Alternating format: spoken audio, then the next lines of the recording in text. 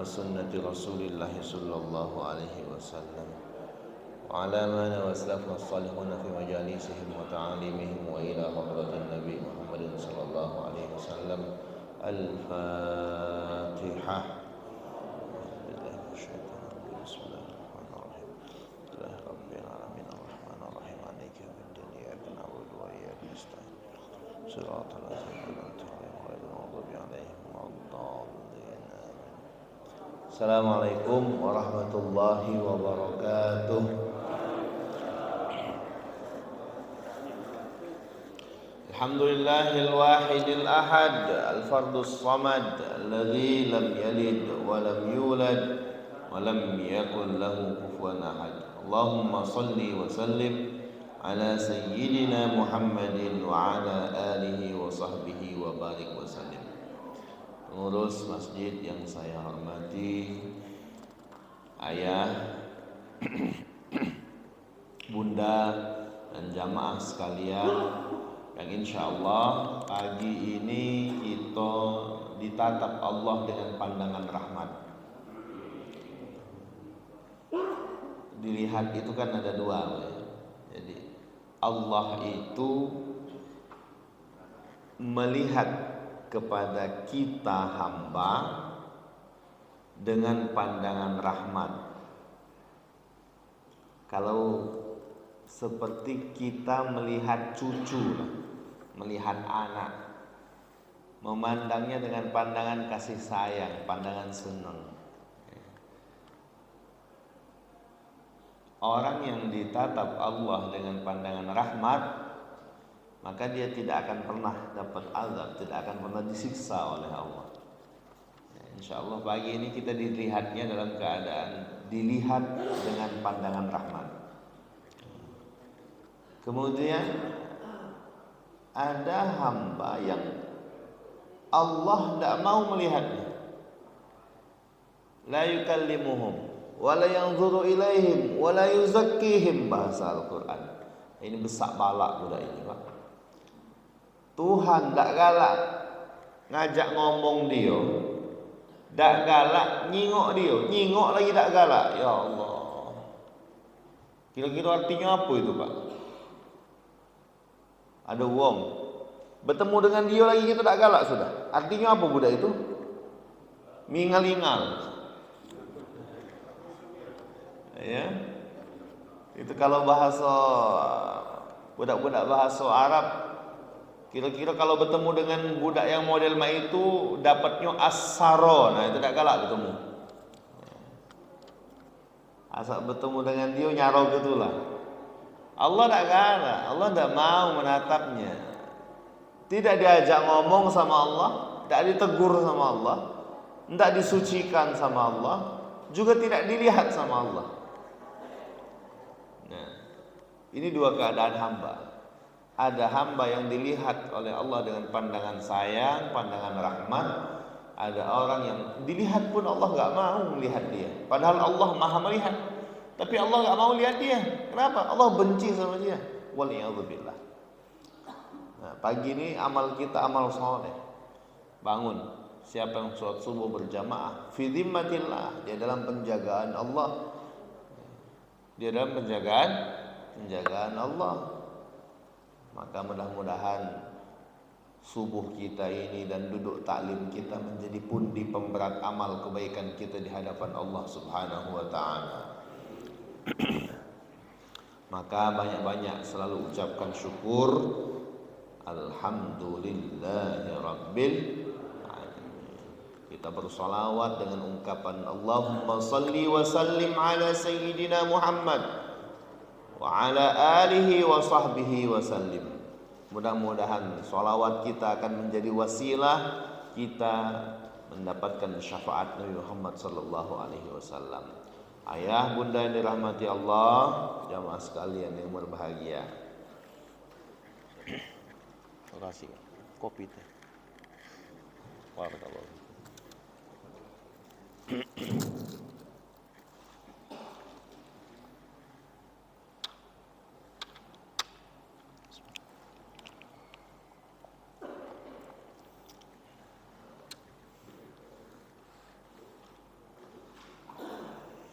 Dalam Sahih Muslim, hadis ini diriwayatkan oleh sahabat mulia Umar bin Khattab. Umar ibn al-Khattab radhiyallahu anhu. Hadisnya dari Umar bin Khattab radhiyallahu anhu. Beliau mengatakan, "Innallaha yarfa'u bihadzal kitabi aqwam wa yada'u bihi akharin." Sesungguhnya Allah menjadikan kitab ini, menjadikan Al-Quran wasilah untuk mengangkat satu kaum dan menjatuhkan yang lain. Umar bin Khattab katakan ini ketika beliau menjadi pemimpin tertinggi. Setelah Rasulullah SAW wafat, diganti kepemimpinan oleh Abu Bakar As-Siddiq. Abu Bakar As-Siddiq dipanggil dengan Khalifatul Rasulillah. Abu Bakar As-Siddiq wafat, dipilih kemudian Umar ibn al-Khattab. Umar bin Khattab ketika dilantik beliau nangis, ketika dipilih di baiat beliau nangis. Beliau sedih. Kata Umar bin Khattab, "Dhayya'tu nafsi. In nimtu laylan dhayya'tu nafsi wa in nimtu laharan dhayya'tu ar-ra'iyah." Saya dipilih untuk menjadi khalifah sehingga waktu tidur saya akan terganggu. Kalau saya tidur malam, ibadah saya habis. Tapi kalau saya tidur siang, saya zalim karena saya diamanahi untuk mengurusi urusan kaum muslimin. Saya enggak tidur siang, malam saya ngantuk, terpaksa saya tidur. Tapi saya hilangkan diri saya waktu dekat dengan Allah Subhanahu wa taala. Sehingga beliau naik ke mimbar dan beliau berkata, "Wallitu 'alaikum wa lastu bi khairikum. In ati'ullaha fa'inuni wa in a'sillaha fala ta'ata li 'alaikum." Kalian telah memilih saya menjadi pemimpin bagi kalian, sementara saya bukan orang yang terbaik di antara kalian. Ternyata begitu kalau orang soleh. Dipaksa dipilih pun mereka masih sadar, aku bukan yang terbaik.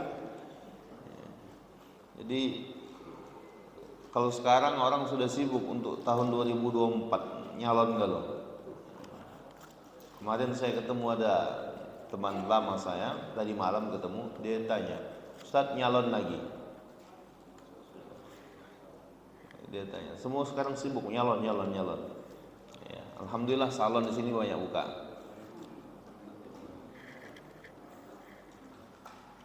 Wallitu 'alaikum wa lastu bi khairikum. Aku kalian pilih, tapi aku ini bukan yang terbaik. Itu Umar bin Khattab yang ngaku. Fa ana amirukum. Karena kalian sudah pilih saya, maka saya adalah amir, adalah pemimpin bagi kalian. Kalian loh yang milih. Sehingga kalau saya amir, kalau saya taat sama Allah, keputusan saya benar, tolong bantu saya, dukung saya. Tapi kalau keputusan saya salah, jangan ada yang ngikutin, jangan ada yang dukung, tegur saya. Ada berdiri orang Badui di belakang. Dia cabut pedang, dia bilang, "Umar, kalau ke dalam memimpin kau sembarangan, aku akan luruskan dengan pedangku." Sahabat nyium, belum tahu kawan siapa Umar. Selesai kena lanjak ke kau. Ditegur oleh sahabat, diam, duduklah kau. Oke, Umar marah. Umar menjawab, da'hu yaqul, la khaira fina illam nasma'uh wa la khaira fikum illam yaqulu, illam taqulu. Biarkan dia berkata. Tidak ada kebaikan sama sekali dalam diri kita kalau kita tidak mau mendengar nasihat seperti ini, dan tidak ada kebaikan dan keberkahan dalam diri kalian kalau tidak ada yang berani untuk mengutarakan kritik kepada pemimpin. Itu kata Umar bin Khattab. Maka sejak itulah Umar bin Khattab dijuluki atau dipanggil dengan Amirul Mukminin. Saya mau kasih tahu bahwa Amirul Mukminin itu gelar julukan yang dipanggil kaum muslimin kepada Umar ibn Khattab. Jadi kalau Abu Bakar As-Siddiq belum dipanggil Amirul Mukminin, istilah itu belum lahir waktu itu, Khalifatul Rasulullah. Ya, Umar dipanggil Amirul Mukminin. Apa hadis yang beliau katakan ketika beliau menjabat? Innallaha yarfa'u bihadzal kitabi aqwam. Dengan Quran Allah mengangkat derajat kaum.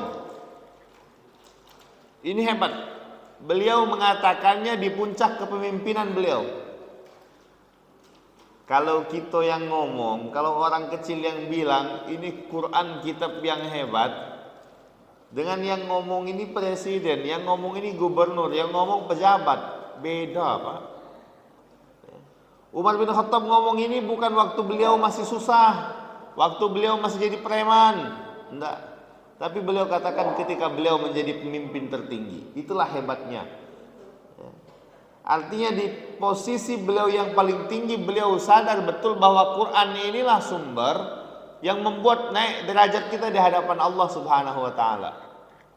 Tidak usah jauh-jauh pejabat dan presiden, khalifah tertinggi, Pak.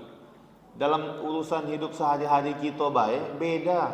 Kalau yang ngomongnya wong biasa dengan wong ngomongnya wong pejabat. Ustadz berteriak-teriak, kita sholat sunat, kita sholat subuh. Yang datang paling 3-4 itulah, kecuali di Masjid Muhajirin. Agak banyak dikit di sini. Tapi begitu yang bilangnya kepala dinas, wali kota, oh cepet Pak, banyak yang datang. Ya, teko yang tak galak sholat subuh lagi datang. Ngapa wali kota yang datang? Apalagi kalau kawan tuh baru naik jabatan dikit kan, cepat ya. Makanya saya bilang, saya tidak bilang di belakang, saya bilang di depan Pak Harnojoyo kala itu, di rumah dinasnya Pak. Saya bilang, yang ditakuti pejabat di Palembang ini bukan setan, bukan belis, bukan. Yang ditakuti pejabat di Palembang ini wali kota. Ngapo uji wali kota kita sholat subuh jamaah, baru-baru dulu Pak ya, sholat subuh jamaah. Seluruh pejabat di Palembang ini masang alarm. Pasang alarm semuanya. Ngapo? Takut terlambat. Bukan takut oleh setan, takut oleh wali kota. Tapi tidak apa-apalah kalau takut kepada kita yang bisa membuat orang jadi taat. Alhamdulillah berbuah sekarang ini. Salat. Kita salat Jumat. Allahu Akbar. Anak kecil kakak kiki ketawa-tawa di sekeliling kita. Khutbah saling jawil dia sambil main game. Kita biasa baju koko, baju sholat. Coba ke datang sih kok kawan pegawai polisi lantas mampir ikut sholat. Allahu Akbar. Bingung ngapa diem. Kita tadi kakak kiki anak kecil ini. Sekalinya kawan itu masuk, diem langsung. Begitu sujud jing, wajar diem. Pistolnya ditaruh di depannya.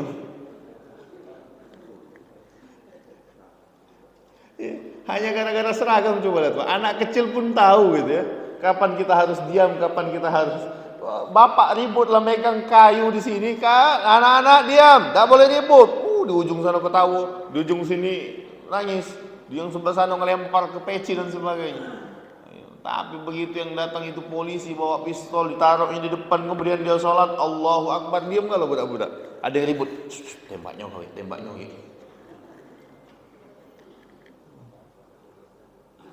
Ya kalau Allah memberikan kita posisi sehingga orang bisa takut, orang bisa taat kepada kita, pakai, jangan tidak. Ya. Kalau dengan jabatan itu Allah jadikan hamba-hamba di sekeliling kita kembali untuk taat, gunakan. Begitu masuk datang yang ngajak sholatnya camat, oh cepet.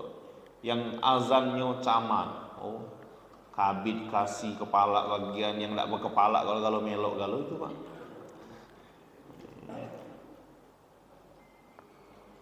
Dunia ini seperti itu, digerakkan Allah untuk berputar. Manusia-manusia itu ada yang melihat kepada takutnya bukan karena Allahnya, ada takut karena jabatannya, takut hilang, proyeknya takut diambil dan sebagainya. Ya. Bapak Ibu rahmati Allah. Maka kata Umar bin Khattab, Allah dengan wasilah kitab ini mengangkat sebagian kita. Maksud dari ucapan Umar bin Khattab apa? Mari sama-sama kita samakan visi, kita satukan, kembalikan segalanya kepada Al-Quran. Apa yang diperintahkan Al-Quran, taat, ikut, hormat. Yang dilarang Al-Quran, taat, jauhi, tinggalkan. Tidak ada tawar-menawar. Itu sumber keberkahan. Allahu Akbar, Al-Quran mengangkat. Kita lihat semua yang berhubungan dengan Quran, ayah, bunda, pasti mulia, pasti diangkat sama Allah. 1 tahun itu ada 300 berapa malam? 365 Pak ya. 1 malam sampai malam 365 itu sama, malam gelap mah itulah, kecuali bulan purnama. Tapi ada 1 malam yang Allah sebutkan dalam Quran istimewa, mulia. Bahkan kata Allah, khairum min al-fishan. Malam itu lebih baik daripada 1000 bulan kalau kita ibadah di dalamnya. Malam apa itu? Malam Lailatul Qadar. Kenapa? Ternyata inna anzalnahu fi Lailatul Qadar. Kami turunkan Al-Quran di malam itu. Quran turun di malam itu sampai hari kiamat. Malam Lailatul Qadar menjadi malam yang paling istimewa di antara semua malam yang ada. Cuma gara-gara Quran turun pada malam hari itu. Turun di mana? Dulu dia hanya gua biasa. Orang malas, takut naik ke atas. Tegak pun di dalamnya enggak cukup badan kita, harus menunduk. Payah naik ke atas mendaki 2 jam. Turunnya agak cepat dikit, ngelinding. Payah. Tapi begitu Quran turun di gua kecil tersebut, sampai saat ini gua ini menjadi destinasi ruhiyah, didaki oleh para perindu, melihat bagaimana dulu Quran turun. Naik mereka ke atas gua Hira, berziarah ke sana. Kenapa? Tempat itu pernah diturunkan kepadanya Al-Quran. Kota ini kota biasa, jauh lebih hebat, lebih subur kota Palembang. Di Palembang banyak tumbuhan. Tongkat, kayu, jadi tanaman. Batang ubi tancapkan juga. Di kota itu nggak ada tanaman. Sampai sekarang kebun kurma pun nggak ada. Tapi kota ini menjadi kota yang paling banyak dikunjungi oleh umat manusia. Kalaulah non muslim bisa masuk berkunjung ke situ, pasti mereka juga mau berkunjung. Cek datang ke pelaju, tanya ke bagian haji. Pak, aku nak daftar haji, tahun berapa aku berangkat? Dibuka manifest tahun 2039.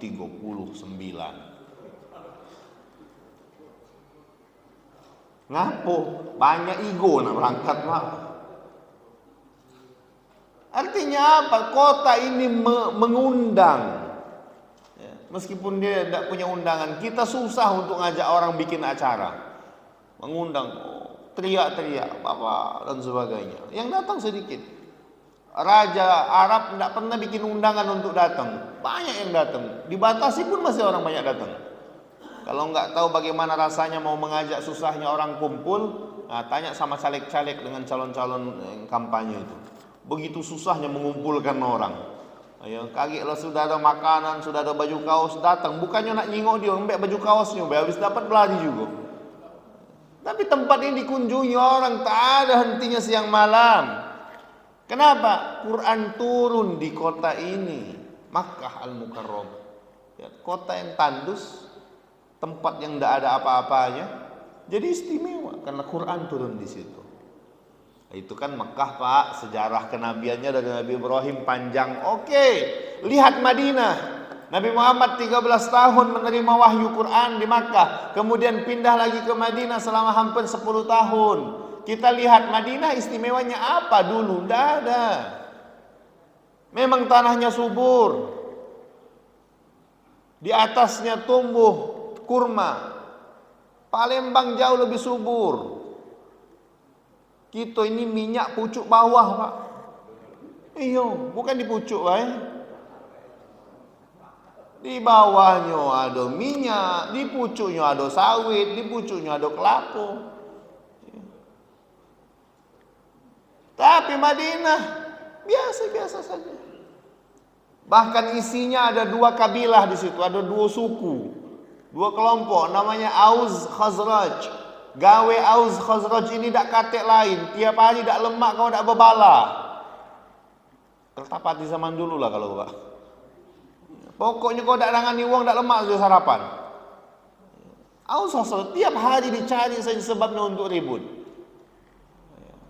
Yahudi di sana, Bani Nadir, Qainuqa, Bani Quraidah tinggal di Madinah. Tidak ada istimewanya, namanya Yathrib. Tapi ketika Nabi Muhammad SAW datang ke sana, Quran turun di tengah-tengah mereka yang tadinya ribut, yang tadinya selalu mencari keributan, hatinya kemudian luluh semuanya. Bersahabat, tak ada lagi diungkit-ungkit nama Aus Khazraj, tak ada. Yang ada mereka melebur dalam kelompok Ansar. Kenapa kami disebut Ansar? Kami penolong, karena kami datang, kami siap menerima dan menolong saudara-saudara kami yang diusir dari Makkah karena mereka mempertahankan iman dan akidah mereka. Ada yang mereka menolong dengan hartanya. Wahai saudaraku, kau datang dari Makkah, tak ada harta yang kau bawa, ini ku beri hartaku, ambil tanahku, ambil kebunku. Ada yang punya istri 2. Wahai saudaraku, saya punya istri 2. Kau lihat mana yang kau galak. Aku cerai ke, kawin ini dia. Sakingnya, Pak. Mereka ingin menolongnya itu loh. Lah cocok pula yang nak nolong baik, yang nak ditolong baik, Pak. Ujang nak ditolong tadi, jadilah itu lur, terima kasih, dak usah, embeklah kebon kau, unjuk tahu aku di mana pasar. Aku nak berdagang. Kepeci model-model wong cak kita, Pak. Oh, iya, bersih kalau.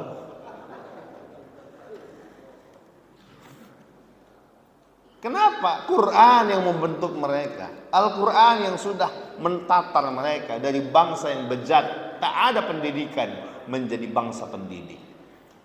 Itulah Al-Quran. Turun di Madinah. Di Madinah turun. Malam jadi mulia karena Quran.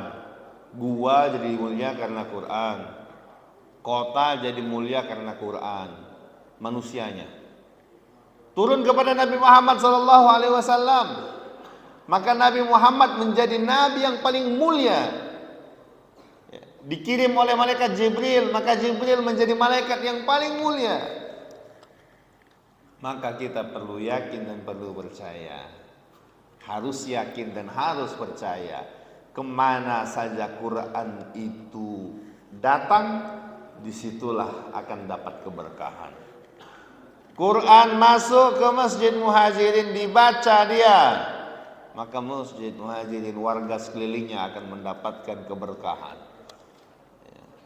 Masuk ke dalam rumah kita, rumah mungkin gak besar, hanya ukuran tipe 36. Tapi dibaca di situ, diajarkan di situ, cahaya datang. Kenapa? Al-Quran yang dibaca menyembur cahayanya. Rumahnya 3 kali tipe 36, tapi penduduknya, penghuninya bahagia, senang, tenang. Orang nyaman masuk ke dalam rumah itu, kiri kanan tetangganya damai, indah. daripada rumah besar nggak pernah dibacakan Quran di dalamnya, yang ada bapak teriak sama anak, anaknya gak emak ribut sama laki, kiamat dunia pak. Ngutlah rumah besar masih tak lemak juga. Ya, lebih lemaklah rumah besar, dia dalam anak-anak akor, bini lemak, laki enak. Ya. Bapak pilih mana? Rumah besar keluarga akur apa rumah kecil tak akur?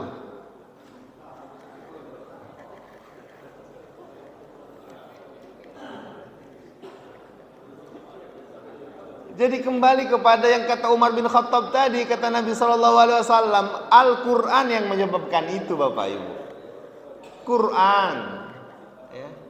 Anak kita sekarang, mohon maaf, anak kita sekarang, Bapak Ibu yang dirahmati Allah, cucu kita sekarang, kalau tidak diajari Quran dari kecil, habis Bapak Ibu. Quran itu bukan, maksud saya Quran itu bukan cuma sekedar baca tulis ya, itu tahapan awal belajar baca tulis. Tapi ada yang lebih penting lagi dari sekedar baca tulis, yaitu bagaimana menghidupkan nilai-nilai Quran di dalam rumah kita. Ya. Kemarin, oh iya, pekan kemarin saya nggak datang Pak ya. Saya masih di Kalimantan kala itu. MTQ. Kalau mau lihat yang bentuk dunianya Pak ya, tapi dunianya kan kecil, balasan dunianya saja. Anak-anak yang kemarin menang MTQ itu nggak semuanya orang kaya, yang dari Sumsel ya. Ada orang miskin, nggak punya. Rumah beda di pucuk laut, di pucuk di atas air. Kebenaran rumahnya di OI Pak, jadi lebak-lebak gitu ya, rawa. Bukan orang yang kaya. Tapi cara Allah mau mengangkat orang. Ini anak dibikinnya belajar Quran, menghafal Quran, menang pula di lomba. Saya nggak bicara masalah ngapal Quran supaya menang lomba, enggak ya. Ini cuma cara Allah sedikit mengangkat, sedikit contoh saja. Dapat juara, hadiahnya nggak besar, biasa-biasa aja. Kalah sama Pak Pon. Tapi dengan dia juara, banyak orang yang tertarik, banyak orang yang senang. Nama Sumsel kembali didengar di nasional. 2020 kita posisi ke-26 di nasional. Alhamdulillah 2022 sekarang posisi ke-8 di nasional. Dan saya katakan itu tanpa duit ya, tanpa dukungan anggaran yang besar loh. Sehingga apa yang terjadi, banyak orang-orang baik yang tertarik, ada yang nawarin beasiswa Pak, beasiswa S1, S2, S3 sampai selesai. Dalam hatiku, ngapo dah aku yang melok lomba kalau model itu. Begitu caranya Allah angkat. Sedikit saja, ini contoh saja Pak. Ada yang punya perumahan, dia bilang gimana saya mau berhubungan dengan Quran, tidak ada urusannya, aku tidak bisa, tapi aku pengen. Nah ini kalau mau ada anak-anak yang menang, tunjuklah rumah. Kita tuh ngomong baik, berat gawe nunjuk rumah sama yang menang hafal Quran tuh Pak. Rupanya dilanjak ke kawan, ya sudah saya kasih rumah satu ya kan, tipe 36. Allahu Akbar. Kalau kita nak nyicil lama itu Pak. Ada yang kredit sampai 10 tahun tidak selesai rumah itu sih kok. Ya, tapi lagi jangan lihat itunya, dunianya. Cara Allah mengangkat saja. Allah angkat. Yang mohon maaf mungkin bapaknya bukan siapa-siapa, emaknya juga ngaji pun tidak perlu lancar, tapi anaknya diajarkannya ngaji dari kecil, dititipkannya di rumah tahfiz, diajaknya ke surau, ke langgar, ke masjid. Besar ini anak bisa menghafal Quran, posisinya menjadi dilihat oleh manusia. Kenapa? Allah yang mengarahkan. Kalau orang hafal Quran nggak pernah ada yang tanya kaya apa miskin, mobilnya apa, udah kate Pak, ngapo? Allah yang mengarahkan seluruh dunia untuk mengalihkan pandangan kepada mereka. Malaikat itu melihat orang yang soleh, rumah yang baik ke dunia ini sama seperti kita nyingok bintang. Kalau kita mendongak ke atas ke langit malam-malam, kita lihat gelap. Yang kelihatan apa? Bintang. Satu. Gelap. Tapi kelihatan ada terang di sana. Itu adalah bintang. Kalau kita nengok ke atas kelihatan terang, Berarti Anda masih di dalam Masjid Muhajirin, belum keluar. Banyak lampunya. Begitu juga malaikat melihat dunia. Dunia ini gelap. Kecuali di mana ada tempat belajar Al-Quran, di sini terang. Di Masjid Muhajirin terang.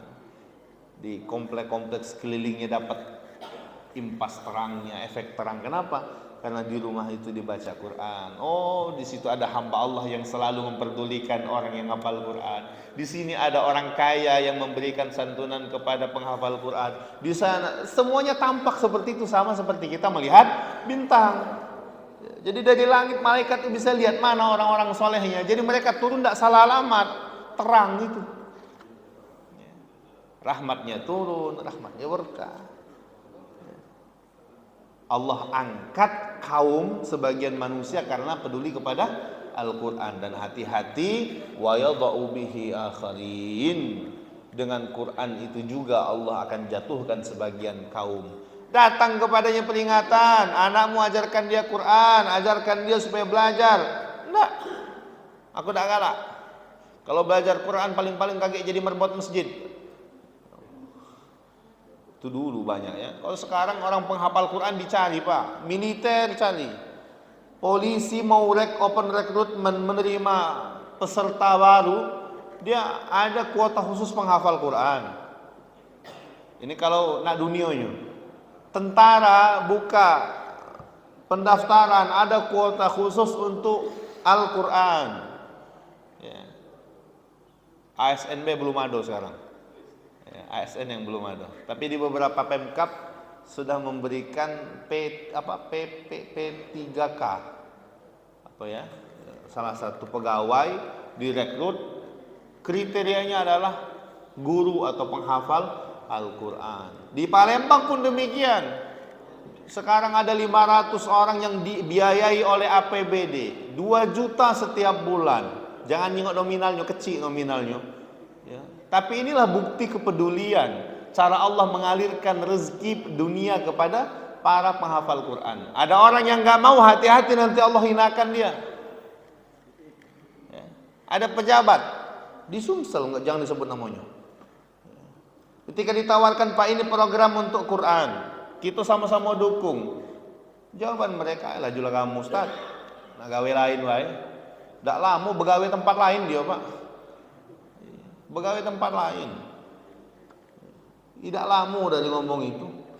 Tidak percaya tanya Ustaz Solihin. Siapa yang ngomong itu? Artinya apa? Hati-hati dengan mengecilkan Quran. Karena orang yang mengecilkan Quran, Allah yang akan kecilkan dia. Abu Lahab itu kurang apa? Dia mamang Nabi, dia melawan, dia kaya, dia putih. Saking putihnya disebut Abu Lahab. Lahab itu putih sekali, menyala-nyala putihnya. Tapi dia menghinakan Quran, dia dihinakan oleh Allah. Ketika dia mengatakan kepada Nabi, tabban laka ya Muhammad ali hadza jama'tana. Kita Pak, siapa kita? Belum ada nama kita dalam Quran. Abu Lahab lado. Saking hebatnya dia. Tapi karena dia mengecilkan Quran, Allah hinakan. Bininya melok-melok mengecilkan Quran. Apa dia Muhammad itu yang dibaca cuma cerita baik, karangan dia dewek. Disebut pula dalam ayat itu, wa mar'atuhu hammalatal hatab fi jidha hablum mim masad wa yadau biha akharin. Jadi hati-hati dengan Al-Quran. Kalau kita tidak muliakan, Quran yang akan menghinakan kita. Ini yang kita bawa dalam rumah. Cuma jangan salah paham. Kalau gede gitu dulu mungkin banyak yang agak keliru pemahaman, muliakan Quran. Jadi Quran bukannya dibelajari, pegangnya, cung, taruh pucuk gerobok. Kapan dimbek lagi? Puasa tahun depan. Quran gak usah ditaruh di pucuk lemari, tidak dibaca. Kapan nak dibacanya Pak? Taruh di meja kita. Kalau perlu setiap kita punya mushaf.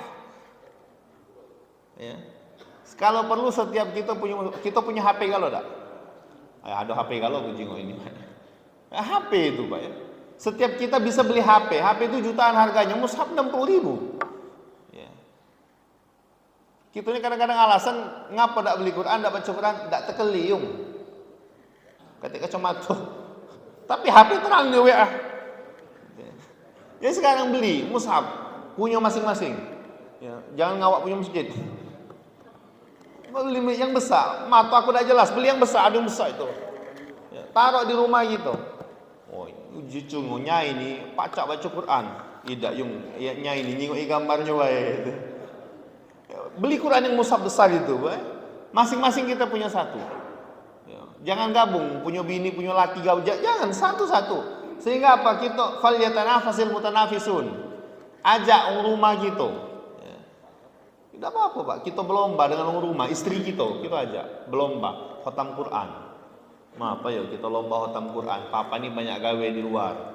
Ya kalau kita tak kate teman bersaing dalam kebaikan, Pak lupa gitu lagi. Jadi dengan bini kita mega punya mushaf dewe, kita punya mushaf dewe, kita di luar banyak gawe, lupa balik malam, begitu kita jingok bini kita ngaji. Nah, mama lagi 14, papa bagus 3. Termotivasi. Ya, termotivasi. Anak-anak kita juga demikian. Beri target. Pokoknya di rumah ini harus punya mushaf masing-masing, baca Quran. Jadi pas ketemu, pas ngobrol bareng, lagi liburan, lagi jalan-jalan, yang dicerita ini, kakak lah juz berapa nak bacanya? Juz 3 Pak. Adik lah juz berapa? Juz 4. Nah ngapa banyak lah adik? Kakaknya ngomong kayak banyak tugas kuliah. Tapi dipikirnya, oh, besok jangan kalah aku. Falyatanafasil mutanafisun. Semangat berkompetisi dalam kebaikan. Anak-anak gitu begitu kan Pak, yang besar, yang kecil, yang masih ada di rumah, ya. Kita dengan bini kita.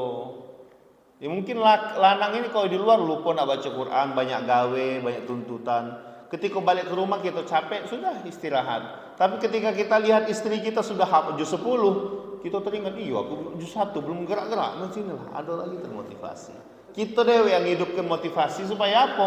Semangat falyatanafasil mutanafisun itu hidup dalam keluarga kita. Jadi yang terpenting dari hadis yang mulia ini yang disampaikan oleh Umar bin Khattab, pertama yakini dan akui, pastikan dalam diri kita menerima bahwa dengan Quran itu sumber kemuliaan. Kalau kita mau dapat kemuliaan dunia akhirat, bagaimana bentuknya Allah yang ngatur, Allah yang arahkan. Tapi kalau mau mulia, muliakan Al-Quran, ikuti ajaran Al-Quran. Hati-hati ancaman Nabi, kalau kita tidak muliakan Quran, kita abai dengan isinya, kita acuh dengan para pegiatnya, Allah juga akan meninggalkan kita. Na'udzubillah, na'udzubillah. Kalau ada yang mau didiskusikan, mungkin masih ada waktu, silahkan.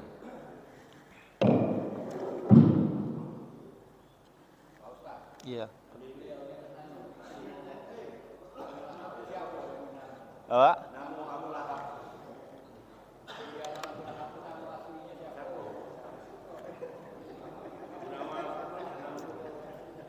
Lupa aku Pak.